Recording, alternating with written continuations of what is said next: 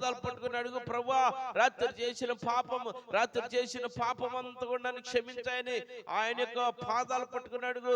రక్షకుడు నీ కొరకే జన్మించి ఉన్నాడు, రక్షకుడు నీ కొరకే పుట్టి ఉన్నాడు.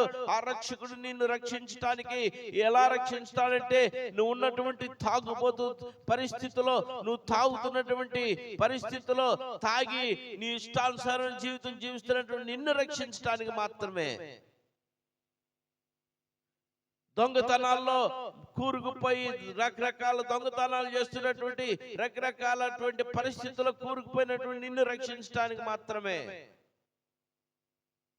రకరకాల రౌడీ షీటర్లుగా మర్డర్లు చేస్తూ, రౌడీగా తిరుగుతూ, పోలీసుల చేత పట్టుకొని కొట్టబడుతున్నటువంటి ఏడవబడుతున్నటువంటి నిన్ను రక్షించడానికి మాత్రమే.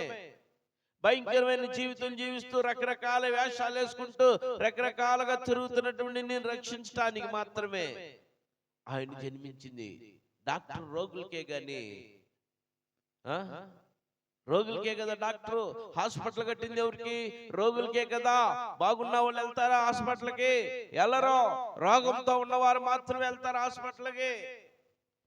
ప్రభువైన యేసుక్రీస్తు ప్రజలందరికీ కలుగు మహా సంతోషకరమైన శుభవర్తమానం ఏందో తెలుసా? నిన్ను రక్షించడానికి రక్షకుడు పుట్టి ఉన్నాడు. నువ్వు ఏ పరిస్థితిలో ఉన్నావో, ఏ కష్టాల్లో ఉన్నావో, ఏ బాధల్లో ఉన్నావో, ఏ ఇబ్బందుల్లో ఉన్నావో, ఏ ఇరుకుల్లో ఉన్నావో, ఏ అవమానాలతో ఉన్నావో, ఏ రోగాలతో ఉన్నావో, ఏ బలహీనతో ఉన్నావో, ఏ క్యాన్సర్ తో ఉన్నావో, ఏ ఎయిడ్స్ తో ఉన్నావో, ఏ యొక్క షుగర్ బీపీలతో ఉన్నావో, ఏ వ్యాధులతో ఉన్నావో, నిన్ను స్వస్థతపరచడానికి, నిన్ను రక్షించడానికి మాత్రమే ఆయన పుట్టి ఉన్నది. నిన్ను బాగు చేయటానికి మాత్రమే. ఏ దురాత్మలు పట్టి నేను పీడింపబడుతున్నా, నిన్ను బాగు చేయటానికి మాత్రం ఆయన పుట్టి ఉన్నాడు. పిల్లారా, లే, పడకల మించలే. తెలుసుకో. నువ్వు ఈ క్రిస్మస్ ఎవరికో తెలుసా? నీకే. ఈ క్రిస్మస్ అంటే నీకే. నిన్ను రక్షించడానికి మాత్రమే రక్షకుడు పుట్టి ఉన్నాడు. నిన్ను రక్షించడం అంటే ఏంటంటే, నువ్వు నరకానికి పోకుండా నేను పరలోకానికి తీసుకువెళ్ళాలని ఆ ప్రభు నీ కొరకు పుట్టి ఉన్నాడు. నువ్వు నరకానికి వెళ్తావు, వెళ్ళకుండా చేయటానికి. నువ్వు నరకానికి ఎందుకు వెళ్తావో తెలుసా? ఏం చేస్తే వెళ్తావు తెలుసా? దేవుణ్ణి ఆరాధించకుండా, దేవుని సన్నిధికి రాకుండా, దేవుణ్ణి గణపరచకుండా, మారు మనసు పొందకుండా, బాప్తిసం పొందకుండా, నీ ఇష్టానుసారమైనటువంటి జీవితం జీవిస్తే, నీ ఇష్టానుసారమైన బ్రతికితే, నీ ఇష్టానుసారమైన తలంపులు తలుస్తూ ఉంటే, దేవునికి వ్యతిరేకంగా పాపం చేస్తూ ఉంటే, దేవునికి వ్యతిరేకంగా నీ కార్యకలాపాలు చేస్తూ ఉంటే, దేవునికి వ్యతిరేకంగా నువ్వు జీవిస్తూ ఉంటే, దేవునికి వ్యతిరేకుడిగా నువ్వు బ్రతుకుతూ ఉంటే, ఈ ఉదయ కాలం దేవుడిని తెలియపరుస్తున్నటువంటి ఈ సువర్తమానం ఏందో తెలుసా? దేవుడిని నడుగుతున్నాడు, నా ప్రియ కుమారుడా, నా కుమార్తె, ఎంత కాలము నువ్వు నేను తెలియకుండా ఉంటావు, ఎంత కాలం నన్ను ఆరాధించుకుంటూ ఉంటావు, ఎంత కాలం నా సన్నిధికి రాకుండా ఉంటావు, ఎంత కాలం నీ ఇష్టానుసారమైన జీవితం జీవిస్తావు. ఇక నీ ఇష్టానుసారమైన జీవితం జీవించడానికి లేదో, నీకు ముగింపు అన్నాడంటే ఏం చేస్తావు? ఏం చేయగలుగుతావు? దేవునికి వ్యతిరేకంగా నీ కార్యకలాపాలు చేస్తున్నావు. పాపం ఉదయం నుంచి దేవుడు ఆ పాపములో నుండి నిన్ను బయటికి నడిపించడానికి ఆయన పరిశుద్ధుడిగా పుట్టాడు. పాపం అనగా శరీర పాపము కాదండి. నీ తలంపులు కూడా పాపమే, నీ ఉద్దేశాలు కూడా పాపమే, నీ ఆలోచన కూడా పాపమే, నీ కోరికలు కూడా పాపమే, నీ తలంపులు పాపమే. దేవుని ఆజ్ఞ అతిక్రమించడమే పాపము. అసలు పాపం అంటే ఏందో తెలుసా? ఈ వాక్యము నీకు వినపడుతూ ఉంటే, దేవుని సన్నిధి ప్రారంభిస్తే నువ్వు ఇంట్లోనే ఉన్నావు చూడు, వింటూనే ఉన్నావు చూడు, ఇది పెద్ద పాపం నీ జీవితంలో. దేవుడు నీకు మంచి ఆరోగ్యాన్ని ఇచ్చి, దేవుడు నీకు మంచి ఆయుష్నిచ్చి, దేవుడు నిన్ను లేవనెత్తి దేవుని సన్నిధిలోకి పో అని పంపిస్తూ, దేవుడు నీకు తెలియపరిచిన కూడా నీ ఇష్టానుసారంగా నువ్వు జీవిస్తున్నావు చూడు. దేవుని సన్నిధికి రాకుండా, దేవుని సన్నిధిలో ఉండకుండా, దేవుని ఆరాధించకుండా, ఇదిగో ఫోన్లు చూసుకుంటూ నీ ఇష్టానుసారమైన జీవితం ఇప్పుడు నువ్వు పడక మీద నుంచి లేచి కూడా చేస్తున్నావు చూడు. అది పెద్ద పాపం నీ జీవితానికి. ముడి ఒప్పదీయలేనటువంటి పాపం అది. దేవుని సన్నిధి వినపడుతూ ఉంటే, దేవుని సన్నిధికి నువ్వు వెళ్లకుండా నీ ఇష్టానుసారంగా నువ్వు ఆలోచన చేస్తున్నావు చూడు, అది పెద్ద పాపం. దేవుని వాక్యం తెలియపరుస్తుంది. నా సన్నిధిని త్రోసివేస్తే నేను అతన్ని ఆమెను త్రోసివేస్తాను కదా. దేవుని సన్నిధికి రాకుండా నువ్వు దేవుని సన్నిధిని త్రోసివేస్తే, దేవుడు నిన్ను త్రోసివేస్తే నీ పరిస్థితి ఏంటి చెప్పు? ఏం చేయగలుగుతావు నువ్వు? ఏం చేయగలవా? ఏమంటున్నాడు ఆయన వాక్యంలో? భూమి నాది, ఆకాశము నాది. భూమి నాది, ఆకాశము నాది. భూమి మీద సమస్తం నావి. నీదేది? ఏముంది నీది? ఏముంది నీది? భూమి నాది అంటున్నాడు. ఇక భూమి నాదంటే ఇక నీదేముంది? నిజమే, భూమి ఆయనదే. మాటతో కలుగు చేశాడు దేవుడు. హల్లెలూయా. మాటతో కలుగు చేసినటువంటి భూమిని నువ్వు అనుభవిస్తూ ఉన్నావు. నీ ఇష్టానుసారమైన జీవితం జీవిస్తూ అనుభవిస్తూ ఉన్నావు. నువ్వు ఆలోచించే, ఈ భూమిని దేవుడు నీకు ఉచితంగా ఇచ్చినట్టే. కానీ భూమి స్టాండర్డ్, నువ్వు మాత్రం స్టాండర్డ్ కాదు. ఈ భూమి ఎంతకాలం స్టాండర్డ్?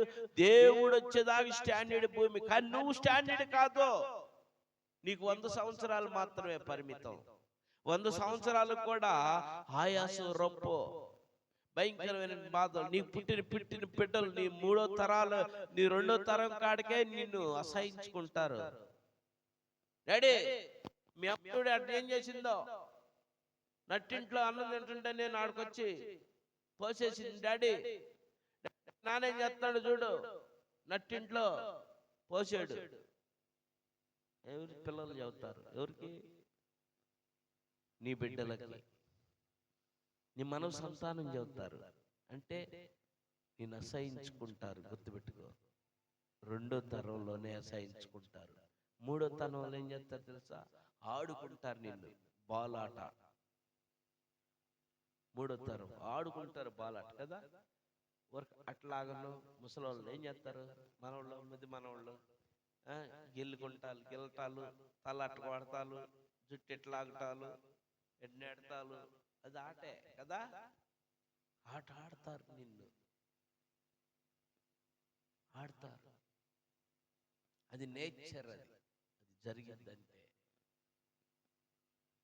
3వ తరమే నిన్ను ఆడుకుంటారు. ఇక 4 గంటే చెప్పాల్సిన అవసరం లేదు. క్రికెటే కొడతారు కూడా. ఎందుకంటే మనకి అన్కండిషన్ వచ్చేసింది. ఏం 4వ తరంకి వచ్చే తల్లికి మనం ఏమవుతాం? ఇంకా పెద్దవాళ్ళు అయిపోతాం. ఏం చేసేది కూడా తెలియదు. మా ఊర్లో ఒక ఆమె, పేరు చెప్పట్లేదు, మా ఊర్లో ఒక ఆమె బాగా బ్రతికిన కుటుంబం, బాగా బతికినాను. స్టిల్ ఇప్పుడు పరిస్థితి ఎలా ఉంది తెలుసా?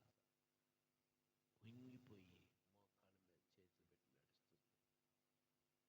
గుడ్డు కూడా నిలబడేది తెలియట్లా. మా పరిస్థితి అలాంటిది. ఆమె పరిస్థితి నువ్వు నేను కూడా వెళ్తాం. మనం ఇప్పుడు ఆమె చూసి చెదిరించుకుంటాం, కానీ ఒకరోజు మనం కూడా అదే పరిస్థితిలో ఉంటాం. అలాంటి పరిస్థితి. మా నాయనమ్మ చీర ఇస్త్రీ చీరలేందే బయటికి రాదు. ఇస్త్రీ చీరలేందే వాళ్ళు రాజులు. ఒక మాట చెప్పాలంటే అట్లా పెరిగారు. టీచర్స్ కాబట్టి పిల్లలందరూ కూడా వాళ్ళకి పనులు చేస్తారు, గౌరవిస్తారు. ఆ టైప్. మా నాయనమ్మ కంట జళ్ళేసేవాళ్ళంట.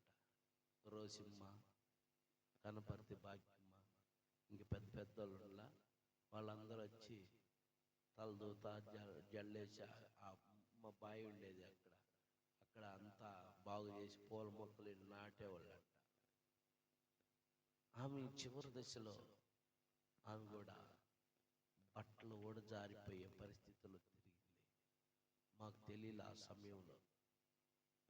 మేము కూడా అంతంత 2003 అంటే 25 సంవత్సరాల క్రితం సంగతి చెప్తాను. అంతంత మాత్రం పరిస్థితి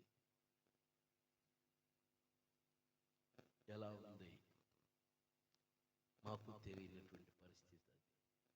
అది ఇప్పుడు కళ్ళార అప్పుడే నాకు అనుభవం. మా నాయనని చూసి తెలుసుకున్నా. ఆమె చచ్చిపోయి నాకు తెలిసింది, బతికినప్పుడు తెలియదు. ఆమె వెళ్ళిపోతా ఉండేది, రోడ్డు మీదకి వెళ్ళి పట్టుకొచ్చుకుంటా ఉండేవాళ్ళం. లైబ్రరీ దాకా వెళ్తా ఉండేది, పట్టుకొచ్చుకుంటా ఉండేవాళ్ళం. అప్పుడు ఆమె చనిపోయి నాకు తెలిసింది, పెద్ద వయసు అయితే ఎట్లానే ఉంటుంది కాబోలు అని. ఇప్పుడు ప్రత్యక్షంగా కూడా కొంతమంది పరోక్షంగా కూడా చూస్తున్నాం. కారణం ఏంటి? 100 సంవత్సరాలే మనకి భూమి. దేవుని రాకడ వరకు భూమి ఉండింది, కానీ ఈ భూమి మీద నువ్వు నేను 100 సంవత్సరాలు మాత్రమే ఉంటావు. ఈ 100 సంవత్సరాల్లో చీచా అనిపించుకుంటానే బ్రతుకుతాం. ఎవరి చేత తెలుసా? కడుపు పుట్టిన బిడ్డల చేతే. ఇప్పుడే అంటున్నారు, ఫస్ట్ తరమే అంటున్నారు, సెకండ్ తరం కాదు. నీకు పుట్టిన బిడ్డలే అంటున్నారు. వారి పుట్టిన బిడ్డలు అనక తల్లికేనే కదా.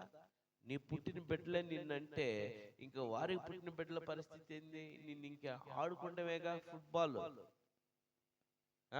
వాళ్ళ పుట్టిన బిడ్డలు ఇంకా ఆడుకుంటారు క్రికెట్, అవునా కదా? చూడండి, శాశ్వతమేది? దేవుని రాజ్యం శాశ్వతం, దేవుని సన్నిధి శాశ్వతం, దేవుని యొక్క సహవాసం శాశ్వతం.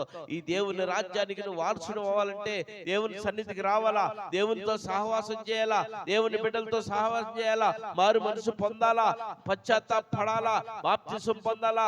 నిత్య జీవానికి నువ్వు వారసుడిగా, వారసురాలుగా నువ్వు పిలువబడతావు. నిత్య జీవానికి నీ పేరు, జీవ గ్రంథంలో నీ పేరు ఉండే విధంగా నువ్వు చూసుకోవాలంటే నువ్వు మారు మనసు పొందాలి. పిల్లారా, నీ కొరకే యేసుక్రీస్తు పుట్టినది నిన్ను రక్షించడానికి మాత్రమే.